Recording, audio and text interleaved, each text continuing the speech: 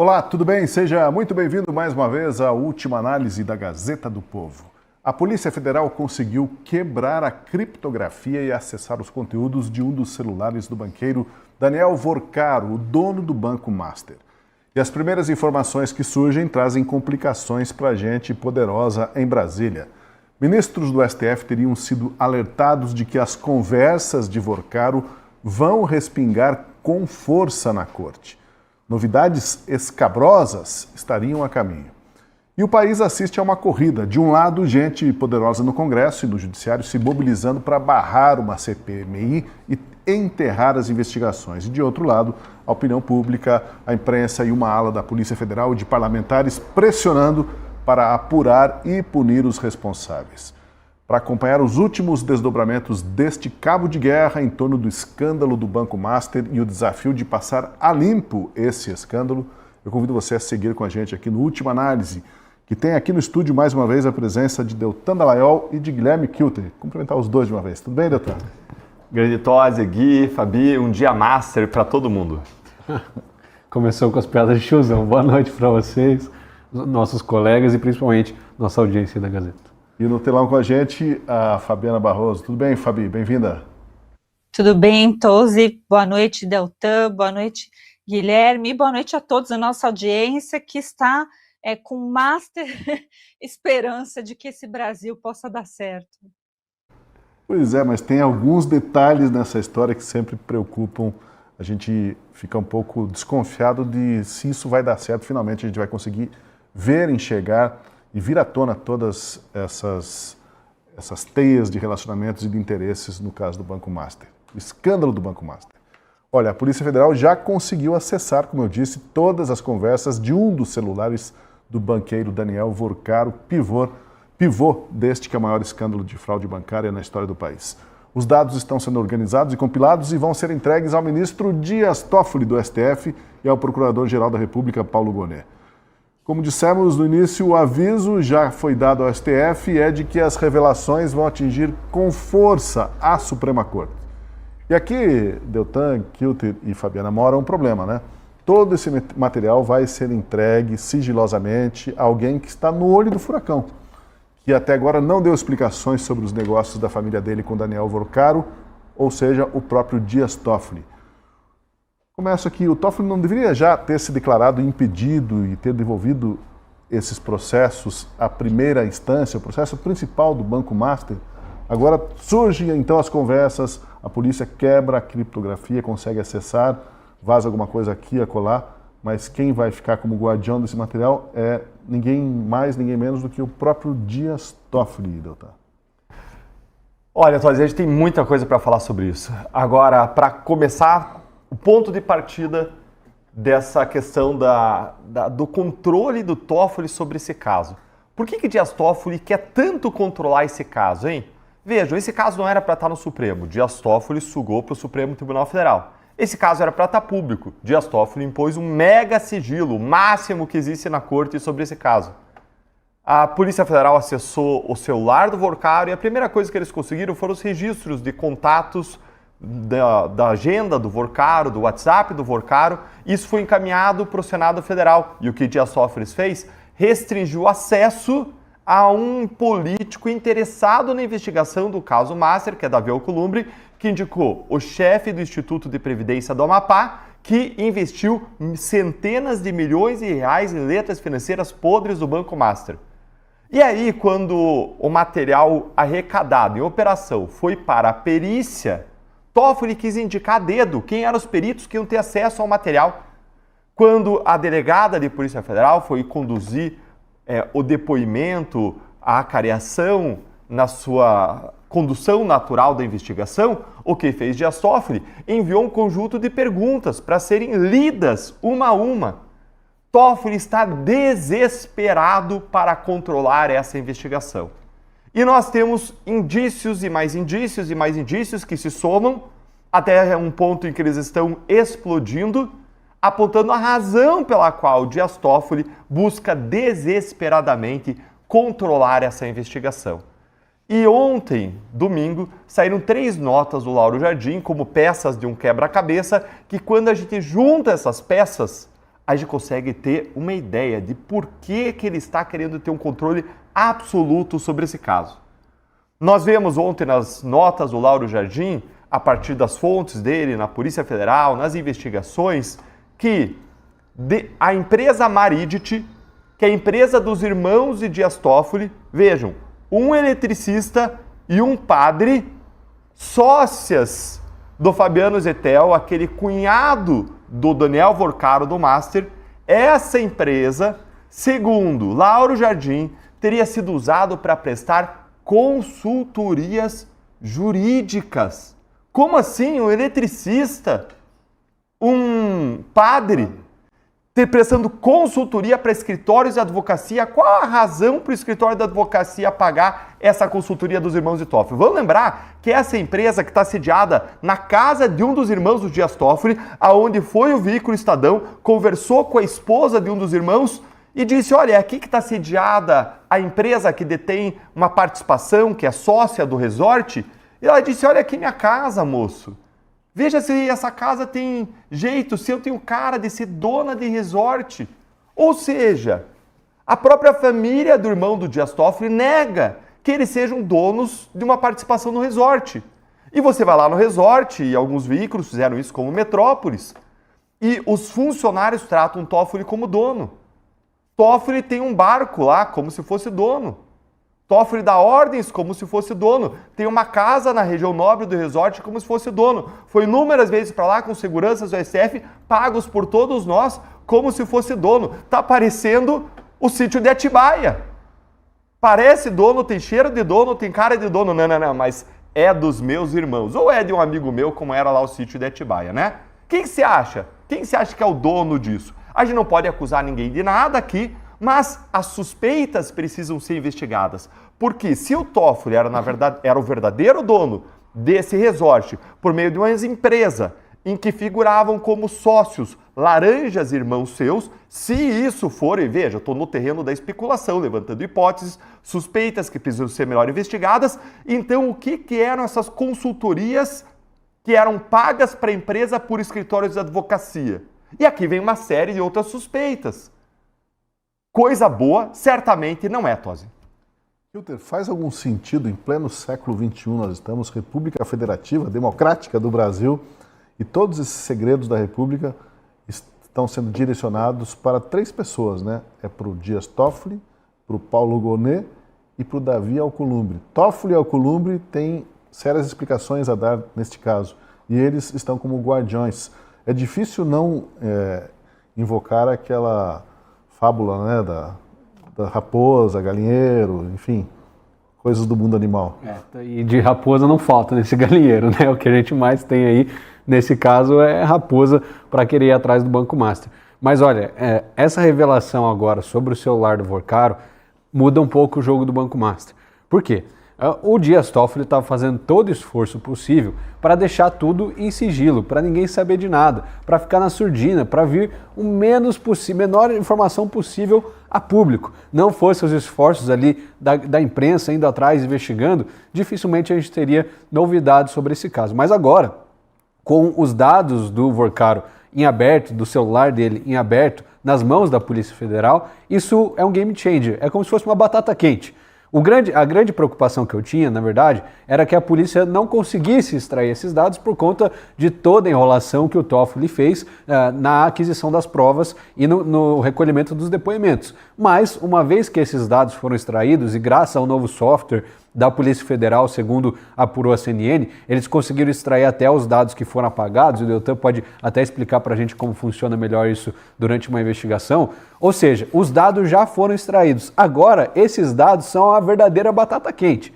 E nesse começo, a batata quente está no colo da Polícia Federal, está no colo do Dias Toffoli e está no colo do Paulo Gonet. Mas se 3 instituições ou se 3 pessoas têm acesso à informação, é porque ela tem uma probabilidade muito maior de vazar ou de ser repassada a outras pessoas, como a gente já está vendo alguns furos aí da imprensa antecipando, assim como o Deltan disse que teve essas notas do Lauro Jardim. Outra nota falava que no celular do Vorcaro tinha uma conversa com o Zettel pedindo para fazer o pagamento a alguma das autoridades da República porque estava sendo pressionado. segundo apurou o Lauro Jardim no Globo. Agora, qual é essa autoridade da República, qual pagamento é, eu não sei. Eu tenho certeza que o pagamento do Alexandre de Moraes não deve ser, porque esse a gente sabe que ele deveria dar a máxima prioridade para que não atrasasse nenhum dia. Agora, da esposa do Alexandre de Moraes, né? Agora, a gente tem que ver esse novo lado da história, porque essa batata quente vai começar a ir de colo em colo. O Dias Toffoli, o ministro Dias Toffoli, já mandou 2 casos do Banco Master para a primeira instância. Casos menores estaduais, envolvendo previdência e tal. Agora pode ser que o negócio se escale de um jeito que também dá um respaldo para o Toffoli, porque se nesses dados do Forcaro aparecerem outros deputados, outros senadores, o Toffoli vai vir e falar, não, ó, tem muitos deputados, tem muitos senadores envolvidos, eu vou precisar manter esse caso no STF. Ele pode usar isso como desculpa. Mas não sei se esses dados do celular do Forcaro vão ficar resguardados muito tempo. E rola aí nos bastidores de Brasília uma fofoca de que, não é confirmado ainda oficialmente por ninguém, de que no celular do Forcaro teriam imagens de escândalos sexuais de ministros e autoridades da República. Aí a Polícia Federal, hoje a Polícia Federal sabe dizer se isso é verdade ou não. Se isso vier a público, pode sim estourar uma bomba no colo do STF e aí despertar uma verdadeira revolta do povo brasileiro. Mas que é uma batata quente e eu quero ver como que eles vão lidar com isso daqui para frente. É isso que você mencionou, talvez tenha ligação com o que foi classificado como revelações que podem ser escabrosas nos próximos dias, segundo o colunista Lauro Jardim. Agora, Fabi, o que dizer sobre esses vazamentos acontecerem? Sempre alguma coisa vaza, naturalmente, mas existe um inquérito aberto de ofício pelo Alexandre de Moraes que está investigando qualquer vazamento, né? De repente, a Polícia Federal, o Lauro Jardim e outros jornalistas estão com alguém no encalço deles para não deixar que essas informações circulem. Isso é factível também, né? Porque tem um inquérito aberto de ofício pelo Moraes para investigar vazamentos. Ou seja, tem informações sigilosas, comprometedoras, fica entre 3 pessoas e quem vazar isso aqui vai pagar muito caro. Essa é a situação hoje no Brasil diante desse grande escândalo do Banco Master. Vamos lembrar que a regra é a transparência, ainda mais por se tratar de algo tão difícil para nós, porque nós estamos observando várias autoridades, não somente o Moraes, o Toffoli, mas outras pessoas envolvidas, tem também suspeitas da família do Alcolumbre e por aí vai, né? Então, citando esses 3 personagens aí, que para nós é determinante, a gente precisa chamar atenção para isso. O mais interessante desse inquérito aí do ministro Alexandre de Moraes, que vaza, que faz uma intimidação, ali ele está fazendo uma intimidação clara para a imprensa, a imprensa, aquela extrema imprensa que nunca noticiou essas coisas. Então, agora realmente ele pressionou isso e os jornalistas sentiram. Eu vi falas, não diretas, mas indiretas, que dá para compreender, por exemplo, da jornalista Malu Gaspar, né, que inclusive desafiou, e lembrando que existe liberdade de expressão, que a imprensa é protegida pela Constituição Federal, que sigilo de fonte também é protegido, e que inquérito realmente ele só deve ser sigiloso se atrapalhar a investigação, que a gente sabe que no caso eles vão sempre dizer isso, ou se tem menores, etc., e não é o caso. Agora, o que eu queria chamar a atenção, até que o Guilherme nos disse, a gente precisa considerar, eu particularmente até penso isso, que as fotos, posta fotos ou vídeos de festas e coisas indecorosas, eu acho que não tem o poder de destruir, né, as autoridades no Brasil tanto quanto crimes financeiros, se forem confirmados. O que a gente tem no caso, se forem confirmados, obviamente, em relação aos irmãos do Dias Toffoli, é lavagem de dinheiro, enriquecimento ilícito, é uma série de crimes, inclusive comuns, né, porque a gente está falando dos irmãos. E precisar a investigação pode ter, com essa quebra de dados do celular do Forcaro, e eu falei isso sem ser no plural, porque todo mundo sabe, se você tem um iPad, um celular, ou 2 celulares, ou sei lá, e se for da Apple, como é no caso, se ele tiver uma profusão de celulares, ele quando compartilha, entra na nuvem e compartilha em todos os outros aparelhos. Então, se falou de um iPhone 17 Pro Max, né, que dizem que realmente é muito difícil quebrar os dados, mas a gente precisa entender também que pode ter sido através até de outros celulares aí, né, que compartilham essas pastas. Isso é importante porque nos diz que a Polícia Federal não parou de investigar, não se sentiu intimidada também, né, com as pataquadas que o Dias Toffoli fez, de falar, não, ó, eu vou nomear os peritos, hein, aquela coisa seletiva. E essas provas e esses vazamentos é o que nos resta, porque nós, assim, esperamos ansiosamente que seja divulgado, através da liberdade de imprensa, vários outros fatos que permitam aqueles, principalmente parlamentares, principalmente membros do Senado Federal, que entendam que não dá para continuar nesse estado de coisas, com ministros usurpando a função, inclusive, deles, né, do próprio legislativo, do próprio executivo, e assim vai, e ainda sendo muito maior do que o próprio poder. O poder judiciário não tem o poder que esses ministros estão atuando ultimamente. Então, abrir inquérito de ofício, ameaçar colocar inquérito de fake news, aquele que está aberto há 7 anos, são maneiras, inclusive, que a gente viu aí na ditadura militar, né, que ficava com esses inquéritos, não judicializava, não ia para frente e pouco importava a opinião do PGR. Só que agora, este PGR também tem que entrar aí nesse nomes a serem falados, justamente porque o PGR ele não tem interesse, ele está se mostrando completamente complacente a todas essas, pelo menos, arbitrariedades, porque eu vejo, né, o claro impedimento tanto do Toffoli, quanto a gente vê o claro impedimento do ministro Alexandre de Moraes em outros processos que ele julgou, né, que inclusive ele era a vítima, e ele teve a cara de pau, né, na última sessão aí que a gente viu, de dizer, nunca na história deste tribunal nós tivemos esse juízo, né, essa instituição julgando casos em que fôssemos parte. Interessante, porque a realidade tão próxima nos diz outra coisa. Então, são esses fatos que está rodando, a gente precisa entender que tem realmente muita fofoca, inclusive plantada pelas pessoas que não querem, tem personagens aqui, eu vou falar o último para encerrar minha fala, mas tem, por exemplo, o Ciro Nogueira, né, que foi aliado aí foi ministro da Casa Civil do Bolsonaro, mas que está com o pé lá no Lula, e parece-me que ele está ficando desesperado. O que a gente tem que pedir é transparência total, doa quem doer. Ela citou o Ciro Nogueira, assim como o Ciro Nogueira, o Toffoli, o Alexandre de Moraes, sobre esses temas eles ficaram mudos, né? Eles se calaram, se recolheram quase como monges mesmo e não abrem a boca sobre isso. Falando sobre abrir a boca, né? Como é que se abriu a boca do celular do Vorcaro, hein? A Polícia Federal está com equipamento que, mesmo com dupla camada de proteção, era um celular da Apple, né? Uhum. E mesmo assim, eles conseguiram abrir, né? Não era só um celular da Apple, Tosi, era o celular mais moderno da Apple, era um celular bem parecido com isso aqui, um iPhone 17 Pro Max com as próprias tecnologias de criptografia que a Apple tem, mas ele tinha ainda uma camada adicional de criptografia.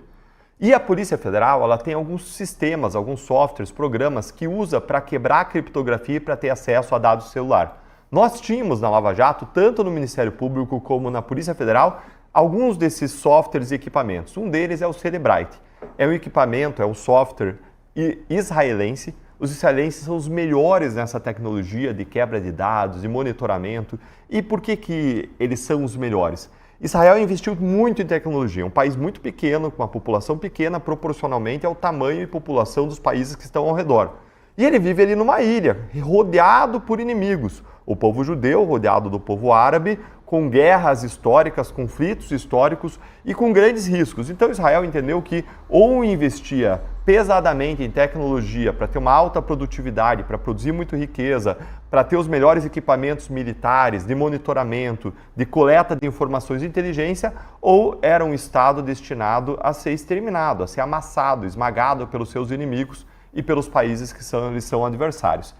Israel investiu muito e, em razão disso, não é para isso que Israel tem essa tecnologia, não é para investigação criminal no Brasil, mas eles investiram nessa tecnologia para eles monitorarem e terem informações de inteligência sobre o que acontece nos países vizinhos e naqueles que eles são inimigos. Mas eles acabam aí exportando essa tecnologia para o mundo, para empresas de investigação como o Ministério Público, Polícia Federal, e uma dessas tecnologias é a Cellebrite.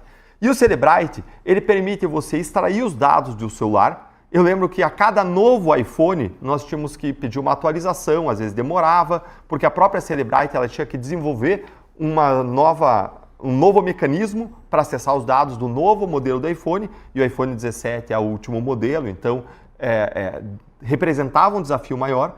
Além disso, esse Cellebrite ele permitia você acessar não só as mensagens do WhatsApp, mas aquelas apagadas.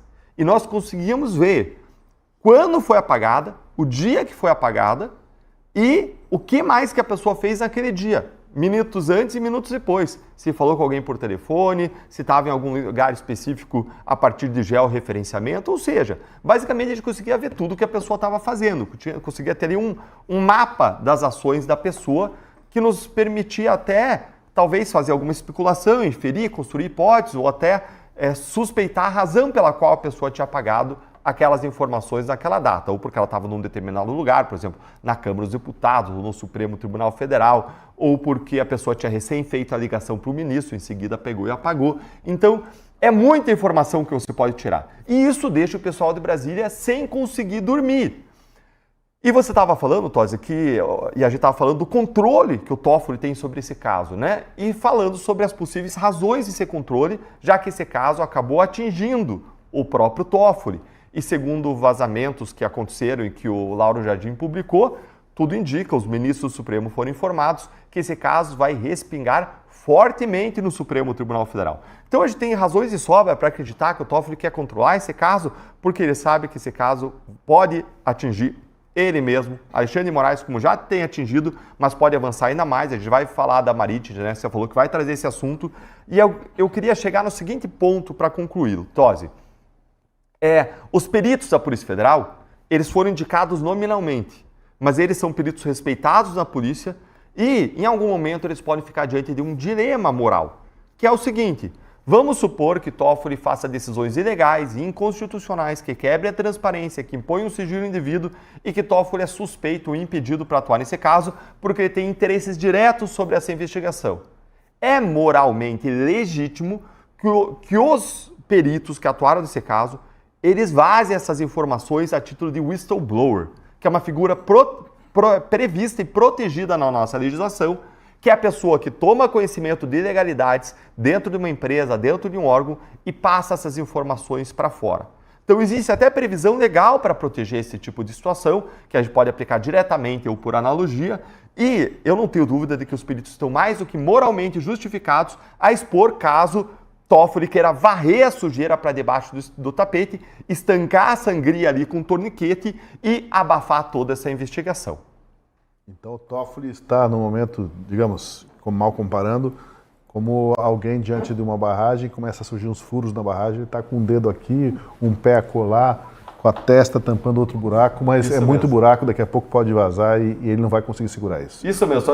Outra imagem sabe quando você quer agarrar água com a mão e você pega assim, um punhado de água na mão e uma hora a água começa a sair pelas frestas dos dedos. Essa é a impressão que eu tenho, essa é a imagem que eu tenho quando vejo esse escândalo e a tentativa de Toffoli de controlar essa investigação. Na minha perspectiva, considerando a seriedade de tantos peritos, tantos agentes, tantos delegados da Polícia Federal, esse caso se tornou incontrolável.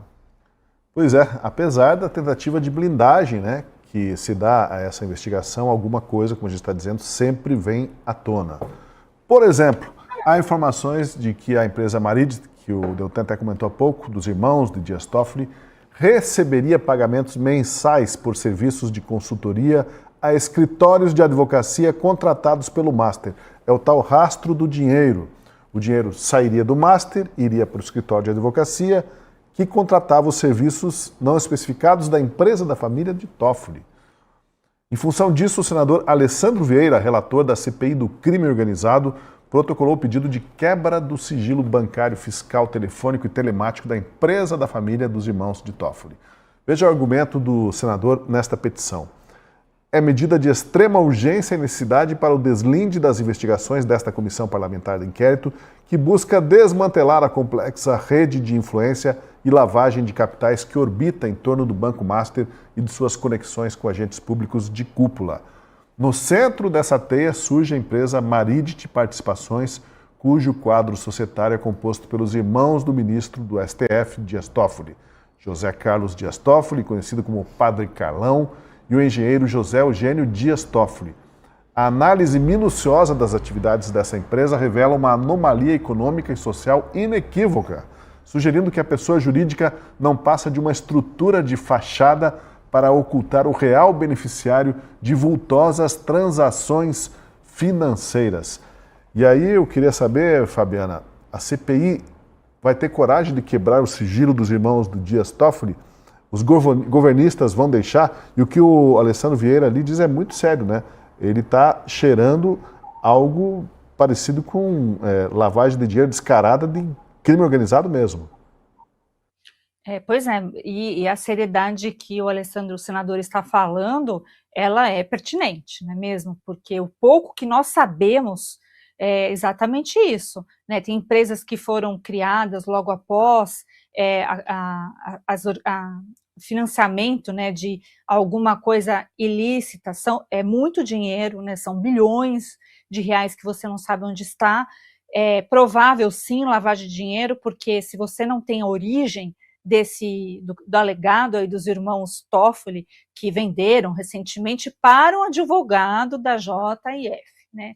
Eu sei que isso pode parecer nada, mas para quem está desconfiando, como nós aqui, com toda a razão, porque são autoridades e ainda tem a soberba de acharem que jamais vai chegar nela algum tipo de crime, é essa rede de influência que ele cita. É possível lavagem de dinheiro, enriquecimento ilícito, é possível o uso aí de laranjas, né?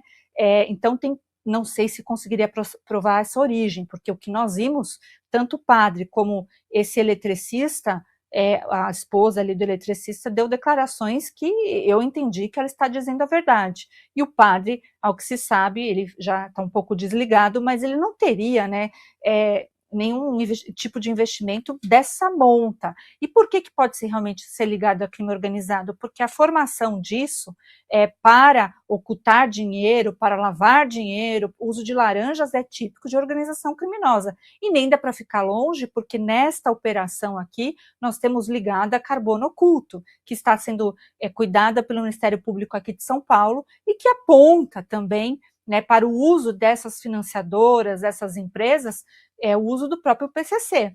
Então, são várias gestoras, são vários fundos, eles estão todos ligados. Eu só não concordo aqui que ele está no centro, né? Não, ele não está no centro, o Toffoli, etc.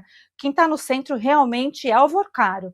E se vai, realmente, os governistas vão deixar, a gente precisa lembrar que o celular do Vorcaro estava em mãos da CPMI, e foi para a justiça. E aí a gente tem que lembrar que cabe uma sessão secreta, se for o caso. Né? Se ninguém pode saber, tem legitimidade, sim, né, para ser compartilhadas essas provas depois que a Polícia Federal conseguiu, então, captar os dados aí, ou parte deles do Daniel Vorcaro. Isso tem que ser compartilhado com a comissão de inquérito parlamentar. É preciso. E o senador Alessandro Vieira está fazendo muito bem esse trabalho. Agora, se esse jogo vai funcionar dentro do Congresso Nacional, a gente já sabe que essa política é absurda e que quando eles estão ali para se proteger, que o corporativismo é muito alto, vale tudo. E se vale tudo, a gente não sabe quais as armas são usadas, mas a gente sabe o jogo. E realmente isso pode ser jogado para debaixo do tapete.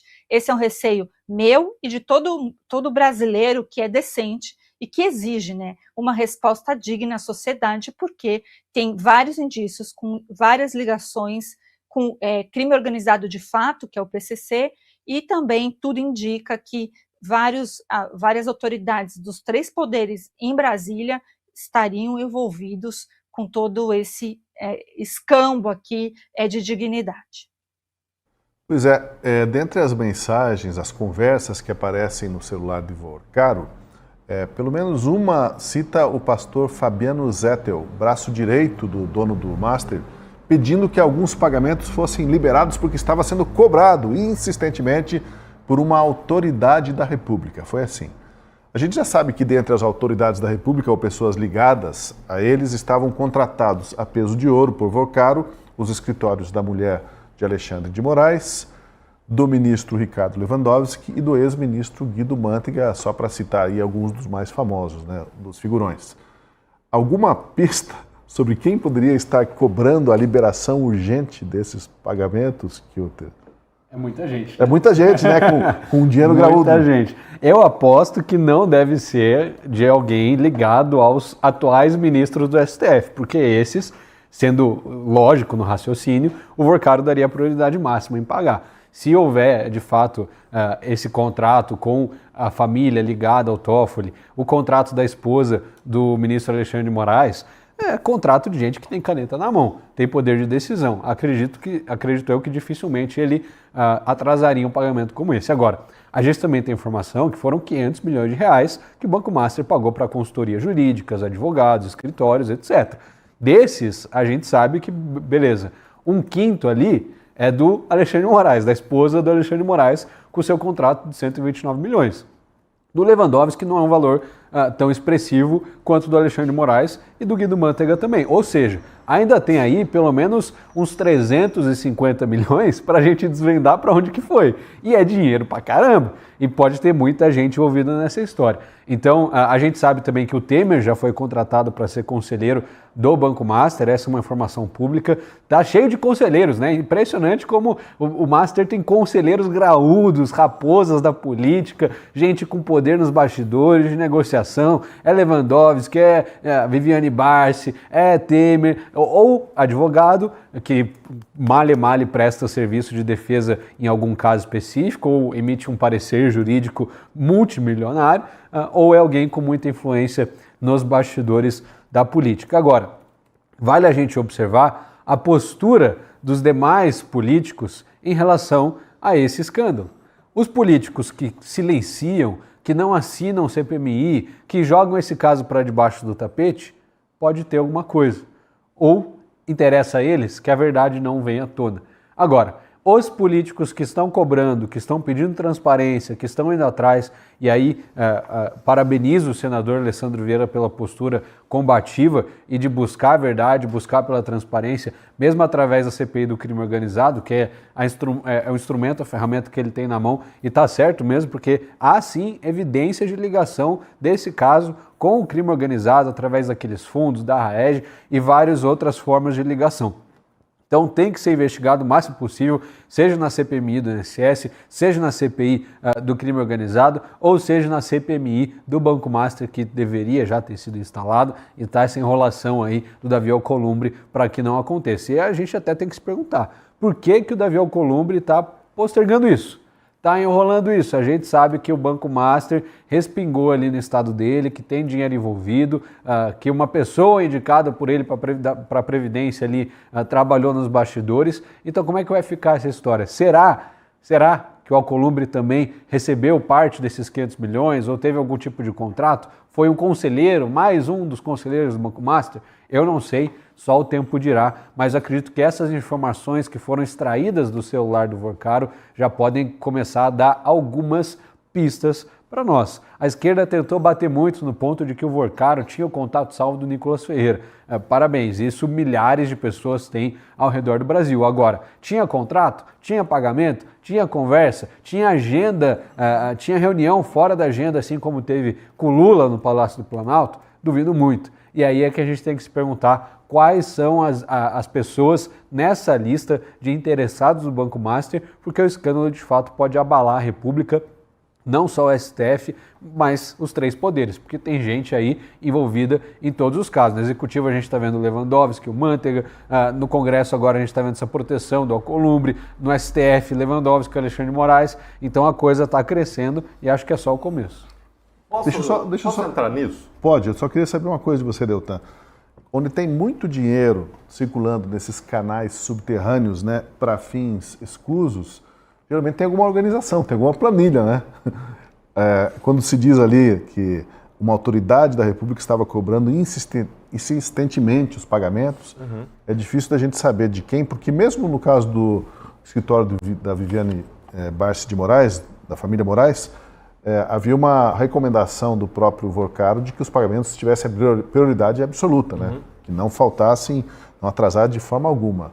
E aí eu fico pensando assim, eram 3 milhões e 600 mil reais. A conversa, né, de alguém lá do escritório do Barça de Moraes, olha, não vê se não atrasa esse mês, nós temos uns pagamentos, uns fornecedores para acertar as contas aqui, por favor, né, o leite das crianças. Ou então, do escritório do Lewandowski, os 250 mil, o Pix cai quando? Estão me perguntando aqui. Ou então 1 milhão do Guido Mantega. Quero saber se cai mesmo no dia 5 até o 5º dia útil do mês, R$1 milhão, né, de junho, de julho.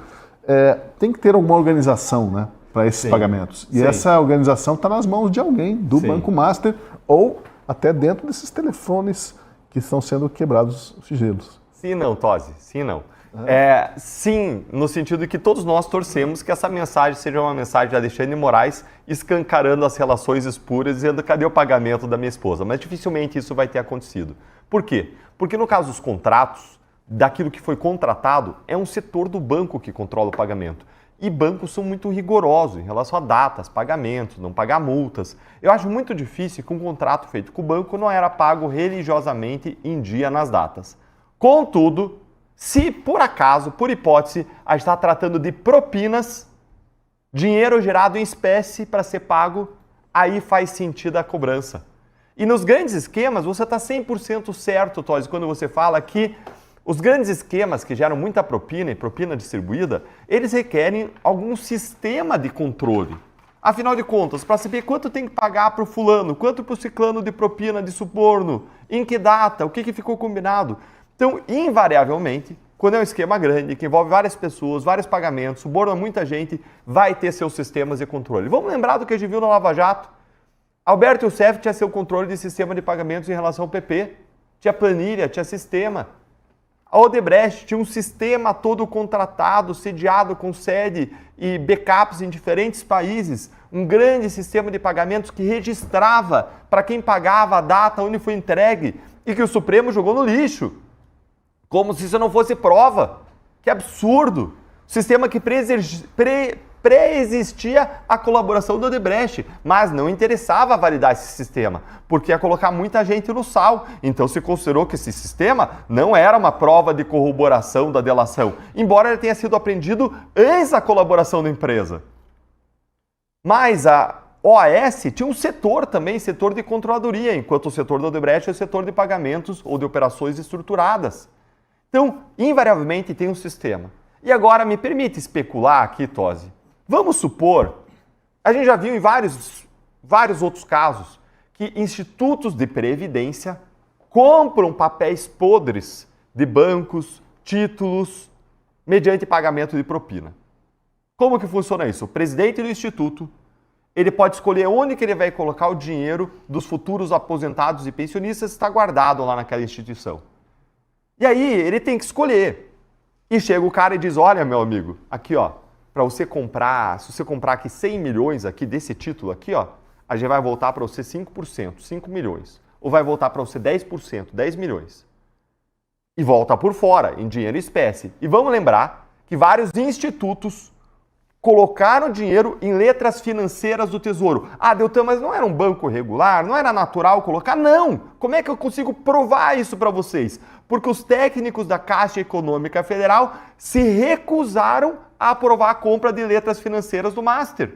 Porque falaram que era um negócio muito arriscado, que não tinha lastro. E esses técnicos da Caixa Econômica, eles perderam seus cargos. Lula, governo Lula, que defende a moralidade, que está contra o escândalo Master, técnicos do seu governo, da Caixa Econômica, foram pressionados e cortaram a cabeça deles, perderam os cargos porque não entraram no esquema. Vai permitir isso? Cadê a cabeça do presidente da Caixa, quem for da Caixa rolando? Não tem. Então vejam, da mesma forma como existiu essa pressão sobre a Caixa, só que os funcionários disseram, não dá para comprar, não vamos assinar, não vou colocar o meu CPF nisso não. Veja, gente da Rio Previdência investiu centenas de milhões e gente da Previdência, do Instituto de Previdência do Amapá, indicado por Davi Alcolumbre. Vamos supor, no terreno da especulação, 400 milhões. No Instituto da Previdência foi mais, foi 800 milhões. Se somar com outros investimentos, passa de 2 bi do Instituto de Previdência do Rio no Banco Master, em letras financeiras do Tesouro, dinheiro que não vai voltar. Vamos supor, especulando que teve pagamento de propina. Vamos usar a cabeça de investigador aqui. Se teve pagamento de propina, Isso não era registrado no sistema do banco, tinha uma planilhinha à parte. Aí faz sentido alguém cobrar. Lá no Amapá, a gente sabe que quem era indicado pela Alcolumbre. Teve operação. Agora, no Rio de Janeiro, foi preso o presidente. É escolhido pelo governador do estado, como no Amapá, mas quem indicava, segundo as matérias jornalísticas que saíram, era a União Brasil. Quem são os nomes fortes da União Brasil no Rio de Janeiro? Rodrigo Bacelar, preso recentemente por envolvimento com o crime organizado. Antônio Rueda, presidente famoso da União Brasil, que dá as cartas, o grande manda-chuva da União Brasil. Dani Cunha, filha de Eduardo Cunha, que tinha contas lá no exterior envolvidas em lavagem, que foram investigadas pela Lava Jato. Daniela do Vaguinho, que foi afastada de um ministério por conta de escândalos. Eu mesmo representei ela, contra ela, por conta de investimento de verba do fundo eleitoral numa gráfica sem que a gráfica tivesse condições de imprimir os materiais. Num rolo tremendo que passou a ser investigado pelo Ministério Público. Ou seja, tem gente de sobra aqui já enrolada em escândalos passados para estar eventualmente envolvida em alguma coisa ali. Então, quando eu vejo essa mensagem de uma autoridade cobrando, o que me parece, e mais uma vez, a gente sempre tem que frisar, não estamos acusando ninguém de nada, estamos levantando hipóteses, raciocinando como se nós fôssemos analisar uma investigação. Esse é o tipo de raciocínio que a gente faz com o Procurador da República, com o Policial Federal. No terreno da especulação, tem várias suspeitas de que, olha, tinha gente sim que ia cobrar mais cedo ou mais tarde o próprio Vorcaro em relação a pagamentos ilícitos. E isso pode indicar algo nessa direção, Tosi. Essa seria a minha aposta. Deixa eu aproveitar, já que a gente está no meio do programa aqui, tem bastante gente assistindo. Por favor, deixe o seu like, compartilhe esse conteúdo para chegar a mais gente, se inscreva no canal da Gazeta do Povo, que assim você apoia o nosso jornalismo. E considere ser assinante da Gazeta, porque a Gazeta está com essa promoção de R$1 durante 6 meses. Durante 6 meses você assina a Gazeta, apoia o nosso jornalismo independente, imparcial, corajoso, neste ano tão importante que é o ano de 2026. Bem, falando sobre o jornalista Lauro Jardim, as notas que ele colocou, né? É interessante que o Lauro Jardim coloca notas em forma de pílulas, né? São pequenas bombas, né? Sai duas, 3 linhas e aquilo já serve para passar muita informação, deixar muita gente de cabelo em pé. Mas o Lauro Jardim, que é um veterano na cobertura de Brasília, ele disse que as investigações da Polícia Federal estão avançadas em relação aos fundos de pensão do Rio de Janeiro, como disse o Deltan, do Amapá, da Prefeitura de Maceió e de dezenas de outros municípios. Em breve devem sair aquelas novidades que ele usou o termo escabrosas. Agora, Fabi, um levantamento do jornal Estado de São Paulo aponta que 53% dos deputados e 66% dos senadores apoiam a criação da CPMI do Banco Master. A maioria não falta. O que falta então para essa CPMI realmente começar a vigorar? Verdade, eu acabei inclusive de ver informação que tem 91 requerimentos para que se abra então a CPI do Banco Master. Então a gente entende, né, que realmente isso é uma prioridade para muitos, mas o duro é que sempre fica na mão daqueles mesmos. A gente, no Brasil, nessa atual fase, a gente está num ciclo vicioso. A gente pretende impeachment de ministro do Supremo por diversas razões, o Alcolumbre colocar na gaveta profunda que ele tem. A gente precisa de... É sempre assim, sempre caiu na mão do Alcolumbre ou caiu na mão do Hugo Mota e tudo... nada acontece, tudo fica engavetado. Então, o grande problema é isso. E com essa notícia do Lauro Jardim, aliás, que movimentou o final de semana com várias pílulas aí, ele, que também, você disse, um jornalista já antigo, mas ele também é, que o meu entendimento, um garoto de recados do próprio sistema. Em várias oportunidades, o Lauro Jardim era exatamente isso. Então, ele está dando um recado. Então, está andando aí fundo de pensão, as investigações de fundo de pensão do Rio, do Amapá, viu, Alcolumbre? Amapá. É interessante esse dado. E de outros estados. E a gente tem essa tentativa, então, que o Deltan explicou muito bem, né, de uso de dinheiro público que tentaram na Caixa Econômica Federal e não conseguiram. E aí tem a tentativa, e também, né, o que ocorreu no BRB, a gente vê, inclusive, Ibanez Rocha sumido, né, de tudo quanto é lugar, e agora a gente vai ter também essa questão do Rio de Janeiro e do Amapá. Do Amapá tem a ligação indireta, que foi o Alcolumbre que indicou, né? Então, você tem tudo isso. E de quem é o interesse maior de realmente colocar um pano quente nisso tudo, ou debaixo do tapete, ou nessa gaveta profunda que eu sempre menciono, do próprio Alcolumbre. Então, a gente precisa entender esse jogo de força, né, que tem a tendência de ser bombástico no Brasil, e para que tudo seja esclarecido e dedetizado, né, a gente precisa disso com força, está nas mãos, né, de negociações de bastidores, nada está acontecendo às claras, tanto que esses jornalistas tradicionais aí, eles que estão com a informação, eles que estão fazendo esses vazamentos. Até acho interessante essa parte, porque realmente eu me pergunto, será que o ministro Alexandre de Moraes, que abriu um inquérito de ofício, terá coragem suficiente para enquadrar esses jornalistas da mídia tradicional? É uma boa pergunta. Então, nesse jogo, a gente está vendo de fora, mas a gente realmente percebe que isso tudo está se fechando e que o Lauro Jardim, dessa vez, está trazendo informações, inclusive, para que se movimente esse ciclo aí de proteção e de corporativismo que a gente sempre viu no Senado, entre os próprios ministros do Supremo Tribunal Federal e na mesa aí diretora da Câmara, vamos colocar assim. Não é à toa que a gente vê o próprio Hugo Mota completamente alinhado com o governo Lula, já de outras pautas, querendo pautar tudo que vai beneficiar o Lula. Então a gente já está vendo quem é quem nesse jogo e quem apoia quem.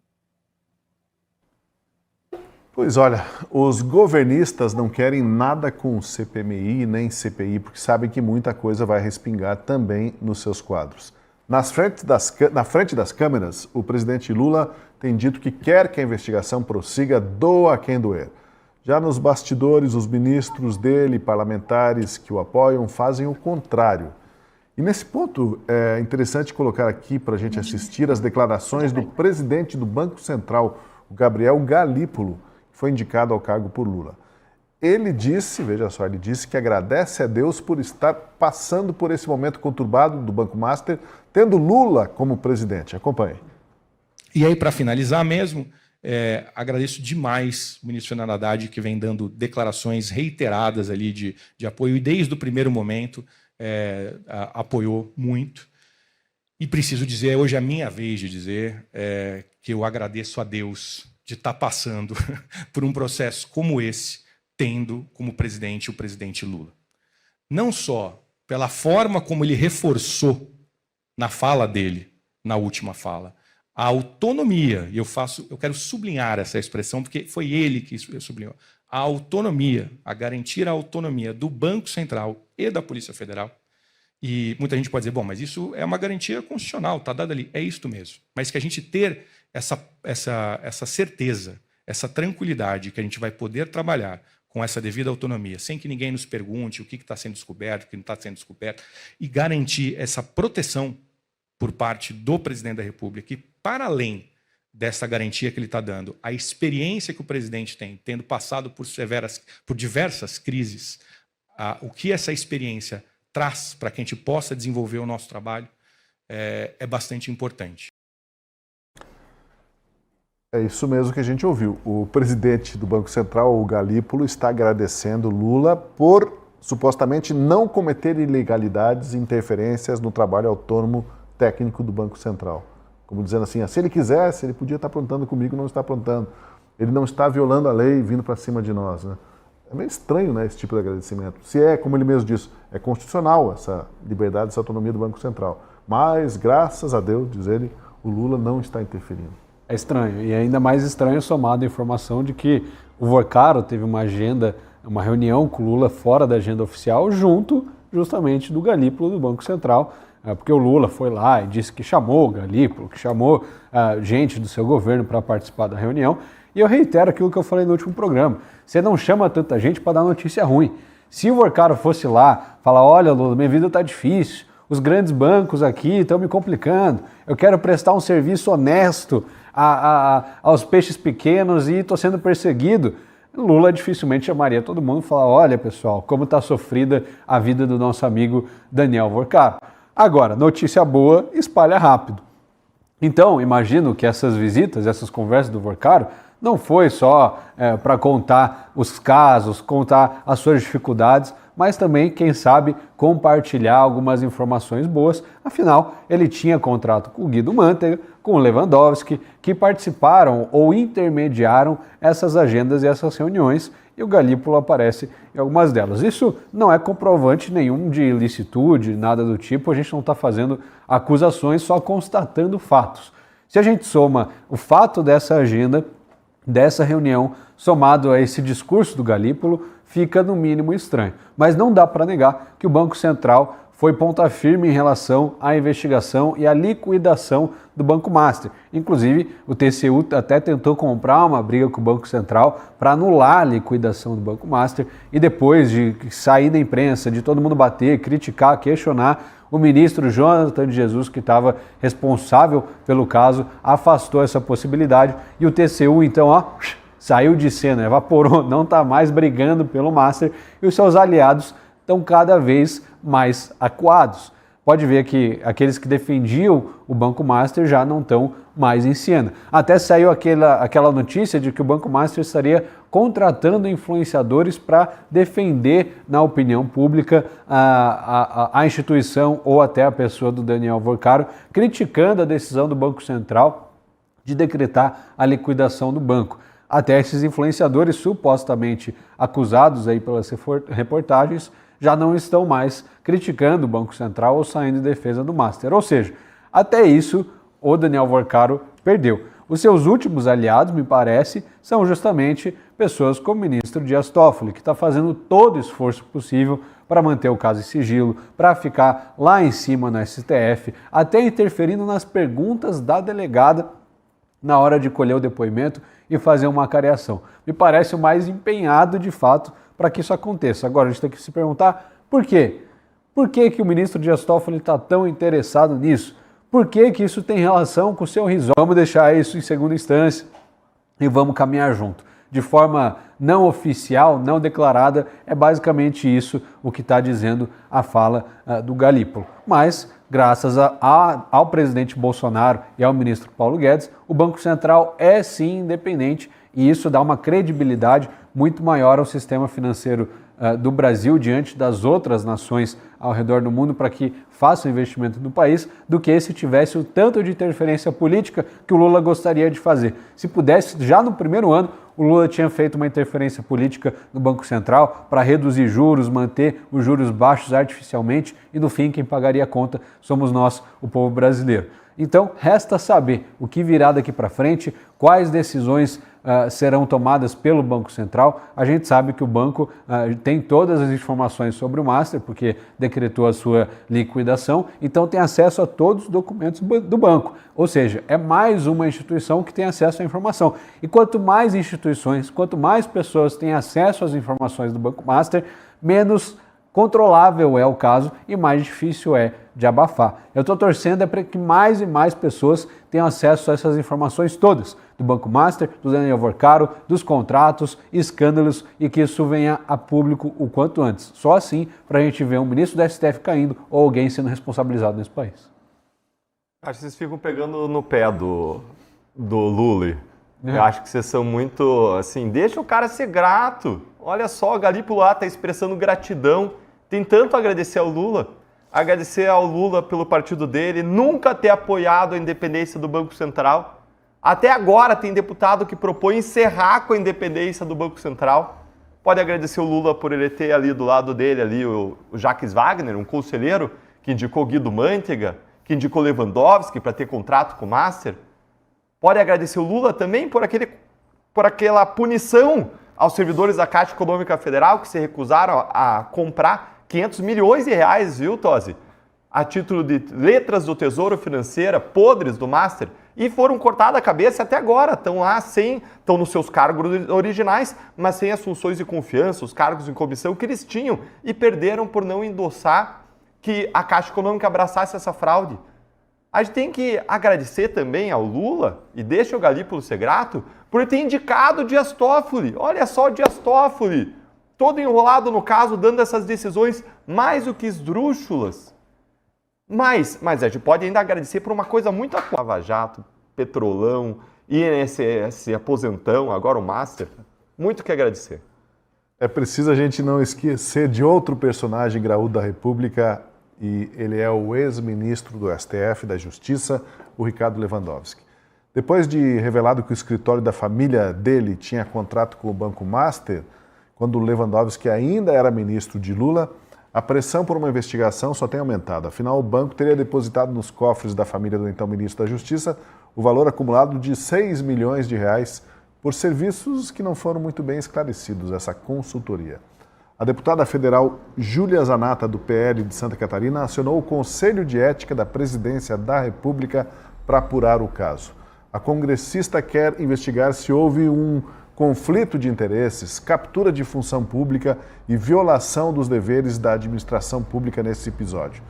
Agora, Fabi, chama a atenção aqui o colégio, provocado para se manifestar, o Conselho de Ética da Presidência da República. Fico me perguntando por que será que a deputada direcionou o pedido para esse órgão? Há um cálculo político aí, tentar criar pressão sobre esse tema do Master em várias frentes, não? Com toda certeza, né? Eu acabei aqui de constatar a informação que tem 91 requerimentos, então o Congresso Nacional está fazendo um trabalho aí de fazer essa pressão no próprio Congresso. Agora, a gente tem que até rir, né? Que existe Conselho de Ética da Presidência da República, muito bem lembrado aí pela deputada Júlia Zanatta, e eu acho uma boa medida mesmo, tem que mostrar, porque o que a gente está vendo é um grande absurdo, porque tanto Lula quanto o próprio Lewandowski confirmaram que tudo bem, eu avisei o Lula quando eu me tornei ministro da Justiça e Segurança Pública, e tudo bem, e o Lula também, né? Não, ele me avisou, eu passei para o meu filho, ele passou para o filho dele e está tudo bem. Não está tudo bem, porque o contrato é o mesmo, só mudou os personagens ali, mas de fato mudou? Obviamente não, né? Então, esses 6 milhões do chefe da Polícia Federal, né? A gente sabe que o PT ele tem essa mania de considerar órgãos que são de Estado com órgãos de governo. Então, a Polícia Federal do Lula, né, que por eles, eu tenho certeza que são encarados como subalternos do governo e do petismo, tem essa independência que não existe, né? Então, os corajosos agentes da Polícia Federal que estão trazendo todos esses dados, mantendo as investigações, apesar de Toffoli, apesar de Lewandowski, apesar do Moraes fazendo pressão, apesar do Lula, apesar de tudo isso, eles estão continuando. O que deixa mais escrachado ainda, que ninguém levou a sério. Como assim 6 milhões? Gente, a gente está normalizando e normatizando práticas que são condenadas pela própria Constituição Federal, né? Ele não pode ter esse tipo de atividade. E ele falou de forma bem simples, não, eu pedi meu afastamento na OAB. Como a gente não sabe que o contrato versa, mas a gente sabe que é indefinido esse trabalho, obviamente, né, é um serviço de advocacia, pode ser de consultoria, né, não propriamente de ações, de otimizando aí ações em tribunais, mas ele não poderia fazer os dois trabalhos, por óbvios motivos, e um deles é que esse ministério é considerado um dos principais ministérios, da segurança pública e da justiça, ele tem muito poder na mão, e será que ele usaria esse poder contra esses patrocinadores, esse pessoal que pagou 6 milhões de reais no montante aí a Lewandowski para que ele fizesse alguma coisa que a gente não sabe o quê, e mesmo que seja para os filhos, né? É interessante. Então todo mundo age como se nada que fosse importante, mas a gente precisa aqui deixar bem frisado que, imagine só, se fosse um ministro do presidente Bolsonaro, né? O que iria acontecer? Meu Deus do céu. Olha, eu quero pedir para você que está nos acompanhando para deixar o seu like ali. Estavam me explicando aqui que os likes acabam multiplicando. Não que eu não soubesse, né, mas a gente acaba esquecendo. Multiplica muito a exposição desse conteúdo para mais gente. O YouTube faz a distribuição para mais gente, cresce a nossa audiência. E se você gosta do conteúdo, das análises que só Última Análise da Gazeta do Povo faz, então, por favor, deixe seu like e ajude a multiplicar, fazer isso chegar a mais gente. Pessoal, tem 1.800 pessoas assistindo e tem 1.200 likes. Tem espaço aí para 600 pessoas que ainda não deixaram seu joinha aí, deixa aí, ajuda o nosso trabalho, que é seu também. É uma grande comunidade que luta por transformação. Agora deixa eu voltar, antes de a gente pegar esse próximo assunto, voltar para a situação do Dias Toffoli, mas a situação familiar dele, dos irmãos dele, né? Fico pensando na briga na casa dos irmãos do Toffoli, principalmente aquela em que a esposa recebeu o repórter, né, acho que foi do Metrópolis. Ela disse assim: o que, rapaz? Como dono do Itaiaiá, olha aqui minha casa, minha calçada quebrada, né, a pintura da casa por fazer. E aí, que tal ela chegando depois e confrontando o marido, falando assim: como assim somos donos do Itaiaiá? Onde foi parar esse dinheiro? E agora, né, nessas novas revelações, como assim prestação de serviço de consultoria jurídica? E onde está esse dinheiro, meu amigo? Qual que deve ser o apelido que a família chama o Toffoli, hein? Em casa, assim, de, sei lá, Diazinho? Qual que é o... Eu sei. DT. Por quê? Amigo da família. Mari DT. Vocês já repararam? Não, sério. Não, Vocês não repararam? Sim, A sim. empresa é a Mari DT. É que todos Termina são com Dias Toffoli, DT, né? por quê? Mas é que todos são Quem Dias que é Toffoli. Mari? Quem Dias é Mari? Toffoli. A Mari a gente vai descobrindo aqui. Não, mas é porque ele é mais novo, município não é? de Marília. Ah, Marília? Ah, O município Marília de Marília é DT. onde Marília eles Dias são Toffoli. originários, de Marília. É, então. Mas ele é o mais Você novo. achou que era Ele- piadinha já, né? Já tava me Não, mas eu recriminando. falei- Ó, vocês vejam, prestem atenção, como que ele fica me recriminando em relação a qualquer piada que eu faço, mesmo quando é boa, quando faz Não, sentido. tem que sofrer preconceito É preconceito, mesmo. isso aí é piadas ruins etarismo, aí tem que é sofrer jovem, mesmo. preconceito com quem é mais maduro. Mas ele é o mais jovem dos irmãos, não é? Ou eu tô falando besteira? Do padre e do Aí é Jean? não algo sei. a se verificar, né? Eu não Porque sei, daí tem se que for Mas chegar. espera aí, a Fabi tinha ali, ela falou, a gente não viu ali. Como é que é, Fabi? Inclusive tem um tweet aí rodando do Leonardo Lopes que deu uma interessante ideia aqui, vou deixar de sugestão. Tá é igual a pai, Iá igual amigo, Iá igual amigo. Então é esse, né? É assim que eles devem se tratar dentro da família, né? De tá iaiazinho, né? De tá iá separado, porque realmente, né, é muita prosperidade para uma família só. Bom, vamos agora a um outro tema. Dizem que política e religião não se misturam nem se discutem. E esse é um ditado antigo que provavelmente serviu por muito tempo para que os políticos e alguns religiosos fizessem o que bem entendessem sem ser contestados ou questionados. Já não é mais assim, porque afinal tudo na vida pode e deve ser discutido de forma racional e consciente. Pois bem, o tema política e religião entrou nas manchetes nas últimas horas. Primeiro foi um padre da paróquia Santa Efigênia, do interior de Minas Gerais, que causou polêmica por palavras ditas no altar. Durante a missa, o padre citou o voto contrário do deputado federal Nicolas Ferreira à medida provisória do governo que instituiu a distribuição de botijões de gás. Veja o que disse o padre durante a missa.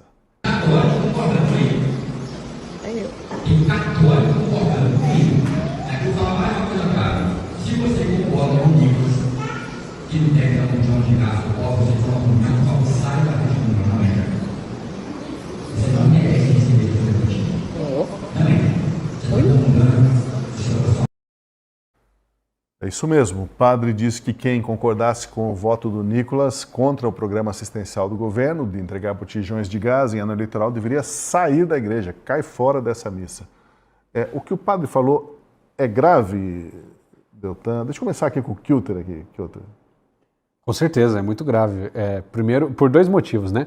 Primeiro, ele condiciona a pessoa a ficar na igreja ou não se ela concorda com um voto de um parlamentar, em um projeto de lei. Isso é ridículo. Se fosse um escândalo de corrupção, como foi o caso do Lula, se fosse porque ele defendeu o aborto, ou alguma posição que tem, algum posicionamento que tem ligação direta com os princípios e com a moralidade cristã, talvez, se fosse um pouco mais defensável, fizesse um pouco mais de sentido. Mas não, foi simplesmente porque ele votou contra o projeto do Vale Gás lá do Lula, que claramente é uma tentativa de conseguir mais votos e mais apoio do público na iminência de uma eleição. E depois ele condiciona a receber a Eucaristia ou não com base nisso também, de que não daria Eucaristia para quem apoiasse o Nicolas Ferreira. Isso, na Igreja Católica, é o que mais representa o sacrifício de Cristo para uma pessoa simbolicamente poder receber. E você condicionar isso a apoiar um deputado que foi o deputado mais votado em Minas Gerais,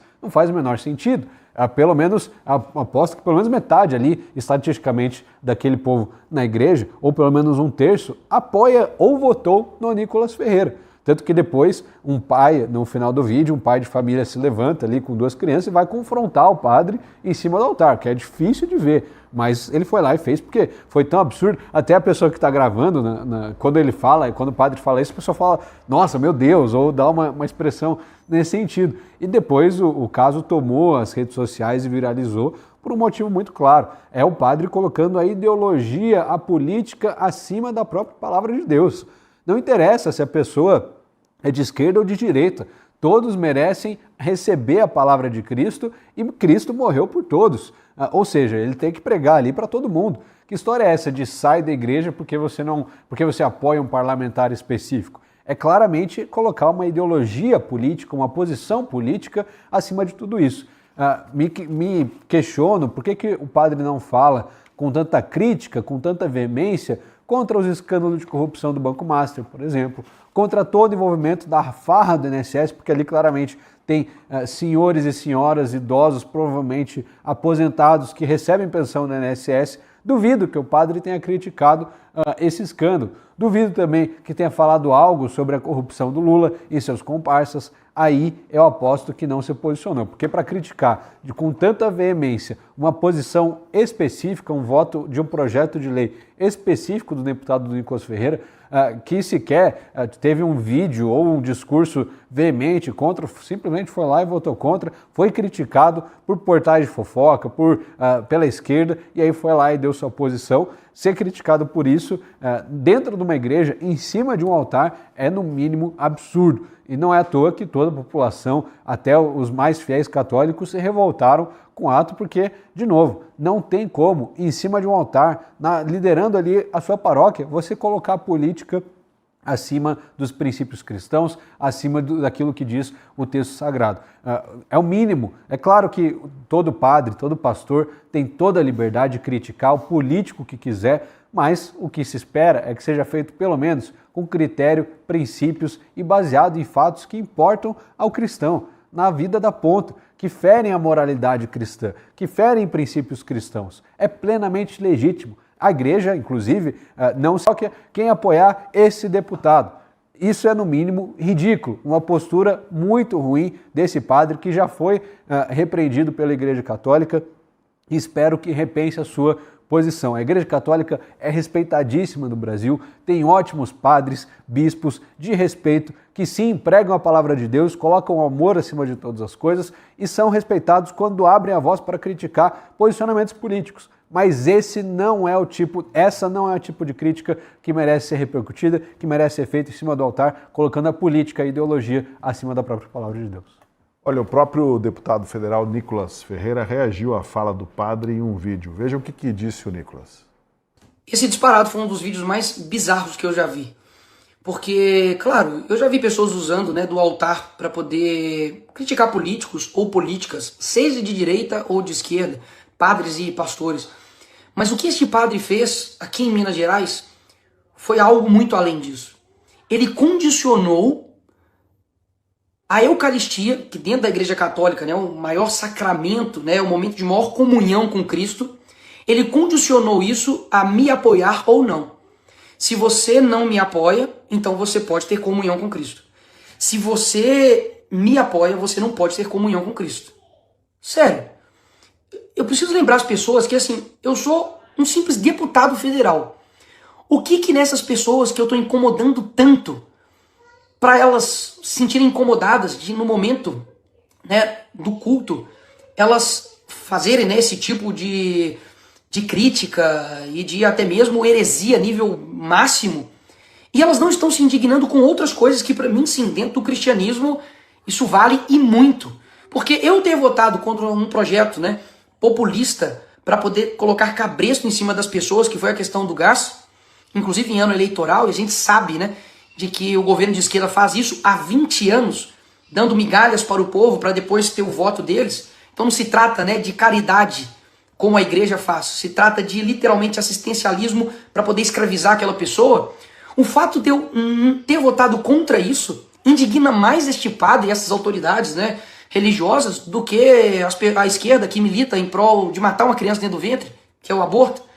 Os escândalos do INSS, velhos, sendo roubados não escandaliza, para eles poderem também fazer críticas em cima do altar? As pessoas recebendo, né, ditadores aqui, sanguinários aqui no Brasil, não indigna. Os escândalos, né, do Banco Master aí, envolvendo um monte de pessoas, não indigna, né, o altar.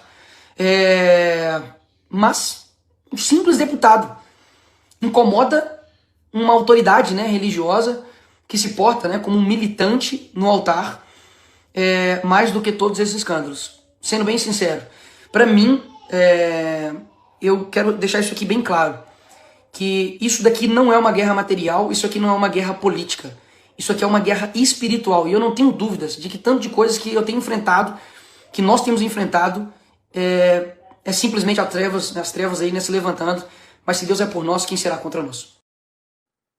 Segundo uma nota da Diocese de Caratinga, em Minas Gerais, o padre Flávio Ferreira pediu perdão pelo comportamento inadequado. Ele teria feito as declarações num momento de forte emoção. A própria Diocese se comprometeu a tomar providências necessárias para que esse episódio não mais se repita, preservando a sacralidade da missa. E olha, também neste domingo, um outro religioso e também da Igreja Católica fez comentários sobre a política no país. Dom Adair, bispo da Diocese de Formosa, em Goiás, denunciou os poderosos envolvidos no escândalo do Banco Master e o discurso de políticos para agradar os pobres só da boca para fora. Vamos acompanhar um trecho da fala dele. Tem muita gente aí falando de pobre, mas não vive nada da pobreza. Basta ver nossos mandatários aí. Arquimilionários, banco sendo usado para propina, nunca vi tanta corrupção nessa república nossa, nesse governo, envolvendo também ministro do Supremo, da Casa das Leis, do nosso parlamento. Que podriqueira, que sujeira, essa melança de corrupção com empresários, com tudo. Essa gente não tem um pingo de amor ao pobre. E muitos ficam aí falando de pobre, mas são verdadeiros ladrões dos pobres. Roubam dos pobres, são tiranos. Gente que não tem fé. E o bispo também se queixou da falta de sensibilidade dos que gritam sem anistia contra pessoas que foram presas por crime que não cometeram. Tanta gente gritando aí, sem anistia. Gente que não sabe o que é o sofrimento dos pobres, dos que são detidos injustamente. Que tristeza.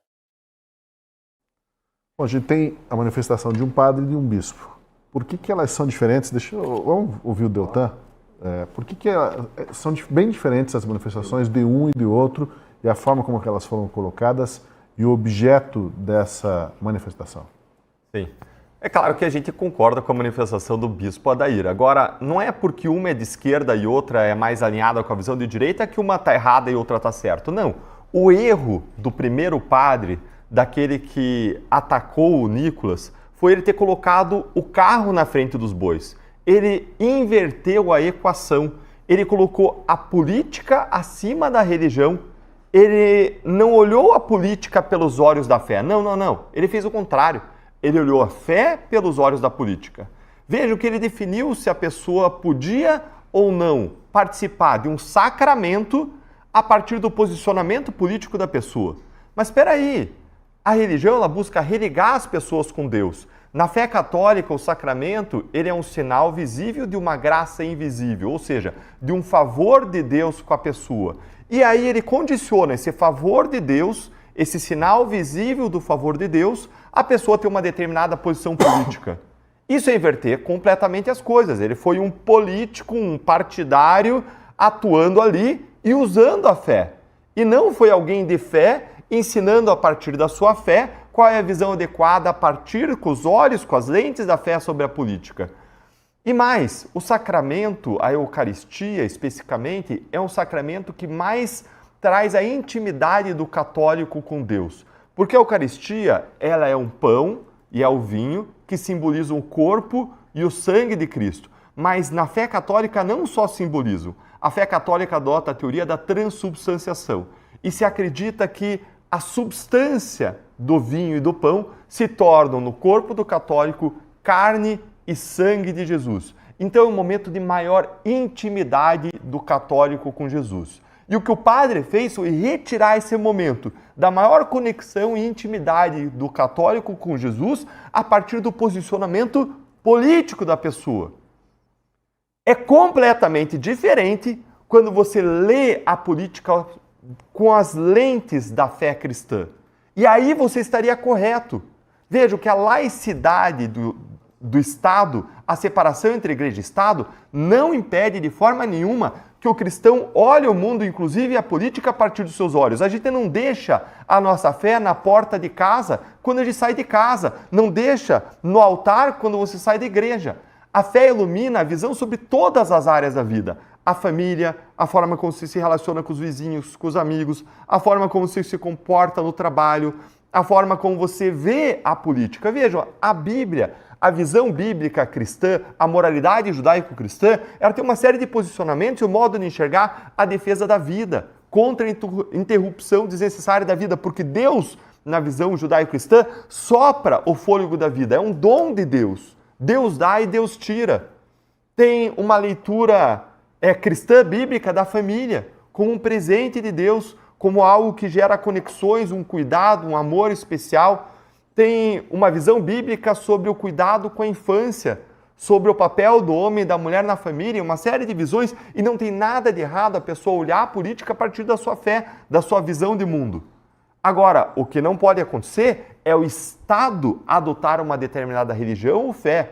É isso que o princípio da laicidade proíbe. E a laicidade estabelecida na Constituição brasileira estabelece a neutralidade do Estado em relação a todas as fés, mas ao mesmo tempo estabelece que o Estado deve promover ou estimular igualmente todas as fés. Aí chama isso de laicidade colaborativa, porque o Estado reconhece que a fé, as igrejas, as religiões têm um papel na dimensão espiritual, emocional, material, assistencial na sociedade e, em razão disso, estimula, inclusive, comunidades tributárias, com proteção do lugar de culto, com proteção da liberdade religiosa.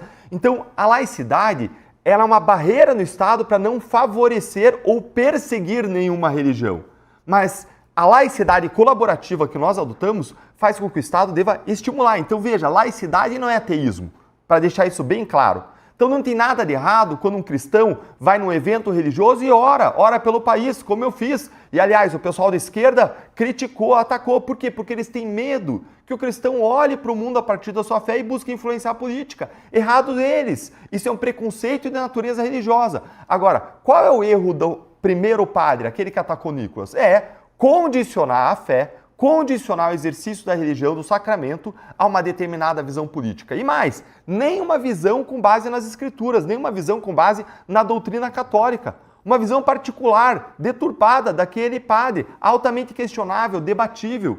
E mesmo se fosse uma questão que a Bíblia tem uma posição muito clara, por exemplo, a defesa do direito da vida, o padre jamais poderia dizer: você só pode ter o sacramento se você defender essa determinada posição. Não, o papel do padre era propiciar a comunhão, propiciar a união das pessoas, a aproximação, o religar, de religião, religar as pessoas com Deus, e aí trazer a mensagem de arrependimento, de pecado, de fé, mais uma vez, com base na Bíblia, e não a partir de lentes políticas, de lentes partidárias. Muito diferente do que fez o segundo religioso aqui nesses vídeos, que foi o bispo Adair, né, Tosi? O bispo Adair, o que ele fez foi trazer uma palavra de caridade quando ele falou das pessoas presas em razão do 8 de janeiro. Ele trouxe uma palavra de misericórdia, de caridade, ressaltando que essas penas, todo mundo concorda, inclusive gente da esquerda, no centro, que foram absolutamente desproporcionais. E ele trouxe mais uma mensagem antes de falar de anistia, que foi qual mesmo? Do Banco Master. Isso, dos escândalos, isso. E ele fez o que Jesus fez. A base dele, do discurso dele, foi a base de Jesus. Vocês lembram de Jesus em Mateus 23, quando ele fala da raça de víboras, dos mestres da lei, fariseus, que dão o dízimo do cominho, da hortelã, mas eles, ao mesmo tempo, eles sonegam o cuidado com o ser humano, a autodoação, o autossacrifício, que exigem que as pessoas carreguem uma carga maior do que podem suportar e ao mesmo tempo eles não carregam nada da carga, que ficam apontando um cisco no olho do outro enquanto eles carregam uma trave na sua. Jesus criticou os poderosos que pregavam uma coisa da boca para fora, e eram sepulcros caiados, na expressão de Jesus, ou seja, eram túmulos podres por dentro. E o que esse bispo fez foi criticar os poderosos do Brasil, que falam de cuidar dos pobres, de distribuir benefícios, mas ao mesmo tempo tem as suas mãos sujas de sangue desses mesmos pobres pelo desvio de verbas públicas, pelo roubo, pela corrupção, que oprime, mata o povo nos hospitais, nas escolas, na saúde, a que não tem acesso. Esse bispo ele foi altamente bíblico na sua crítica e na sua palavra a gente chama, com base na bíblica, de profética. Profética aqui no sentido de crítica da injustiça social. Ou seja, nota 0 para o primeiro, nota 10 para o segundo. Só completar, Tosi, tem outras, o Deltan foi muito bem na diferença do discurso do padre para o bispo, mas tem outras duas diferenças muito evidentes. Primeiro, o bispo usou da rede social para fazer essa crítica, não foi lá em cima do altar e colocou isso como principal pauta, como a gente viu o padre fazendo. A diferença no ambiente também importa, também impacta. E o segundo ponto, ele não excluiu ninguém a partir dessa crítica. Sim, ele criticou o Banco Master, criticou os escândalos de corrupção, criticou as penas exageradas do 8 de janeiro, mas ele não falou que quem não concordasse com ele tinha que sair da igreja ou não poderia receber a Eucaristia. Ou seja, a gente tem ali uma crítica legítima, um ensinamento a partir de princípios bíblicos e cristãos, sem afastar ninguém, sem proibir ninguém, sem negar acesso ao ensinamento bíblico com base em um posicionamento político. Além, claro, desse fator do discurso que o doutor colocou muito bem. Muito legal isso que você trouxe, Gui. E qual seria a analogia com a postura de Jesus, trazendo para a vida de Jesus? Jesus, várias vezes, ele fazia refeições com publicanos e pecadores. A analogia seria Jesus dizer, e você que é publicano, pecador, levante e vai embora. Pelo contrário, a mensagem de Jesus era de acolhimento. Ele trazia essas pessoas para perto porque ele dizia que ele estava ali justamente para salvar os pecadores. Não para salvar quem é justo. Quem é justo não precisa de justificação. Ele estava lá para salvar quem mais precisava, quem errava. Essa foi a mensagem que ele deu em vários momentos. Quando teve aquela mulher que traiu o marido, que ia ser apedrejada, mais uma vez, a mensagem dele foi de acolhimento. Se eles não te condenaram, se eles também erram, não sou eu que vou te condenar. Vai e não peque mais. Então, a mensagem do primeiro foi completamente contrária à mensagem do Evangelho.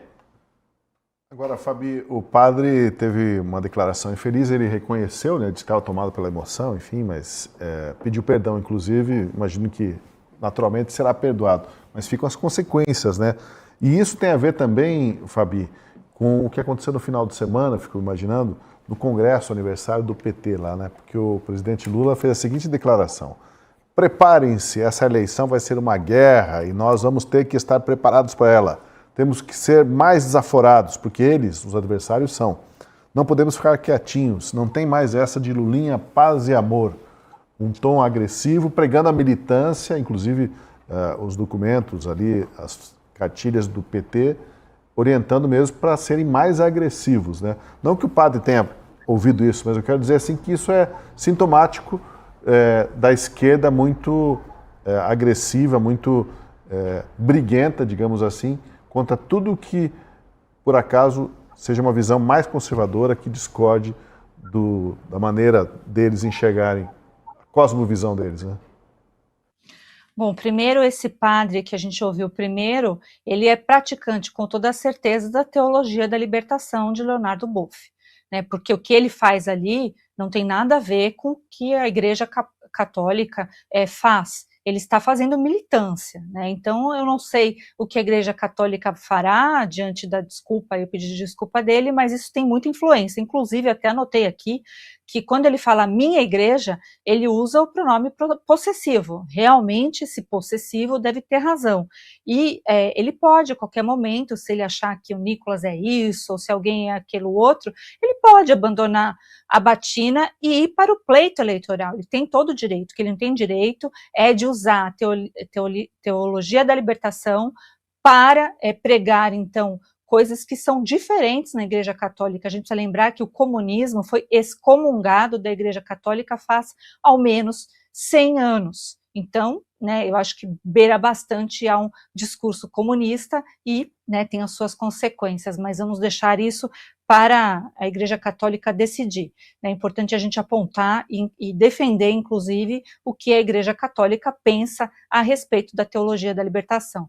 E esse evento do Lula, né, que não tinha, é um presidente realmente sem povo nas ruas, né? Ele ficou muito bravo, ele ficou muito mais ranzinza que ele já é, quando ele constatou que não tinha muita gente ali no evento do PT, e é lá em Salvador, né, uma terra assim que teria tudo para ter bastante gente, mas quem quer ouvir, né, um senhor que é ranzinza, que só fala do eu contra eles, né, que ele vive colocando as pessoas nesse divisionismo, não traz nada de bom, não fala nada de que se aproveita, aliás, o PT tem ficado dessa forma, tem ficado um bando de cabeça branca que não atrai a juventude, por isso até acho que o Nicolas é bem criticado aí pelo PT, né, eu sei que foi pelo padre, mas pelo PT também, porque eles não atraem a juventude mais. Aliás, a esquerda não tem mais graça para os jovens no Brasil e no mundo, né? Porque esse mesmo discurso e suas políticas já foram testadas e foram rechaçadas pela questão de sucesso ou derrota, foi derrotado. Então, o que o Lula faz ali, o que ele fala, por exemplo, de desaforo, né? O que é o desaforo? É alguém que não tem papas na língua, ele realmente está assim, ele está acusando o outro do que ele é.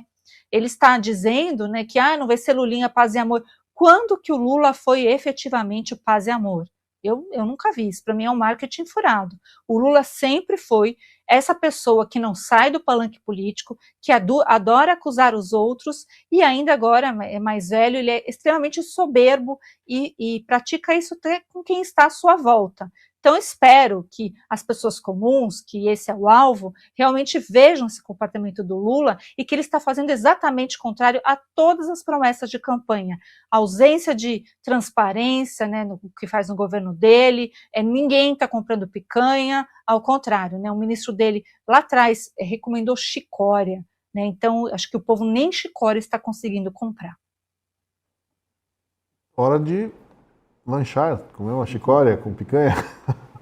Quero agradecer, muito obrigado a você, Fabiana Barroso, pela participação na última análise de hoje, Beltrão Dallagnol, Guilherme Kilter, especialmente aos nossos espectadores. Obrigado por apoiar também o jornalismo da Gazeta do Povo. Se você ainda não é assinante, considere, por gentileza, ser assinante. Apenas R$1 por mês durante 6 meses e você possibilita que programas como Última Análise continuem sendo veiculados, porque são apenas os assinantes que trazem receitas para a Gazeta do Povo. Muito obrigado pela sua companhia e até o nosso próximo encontro.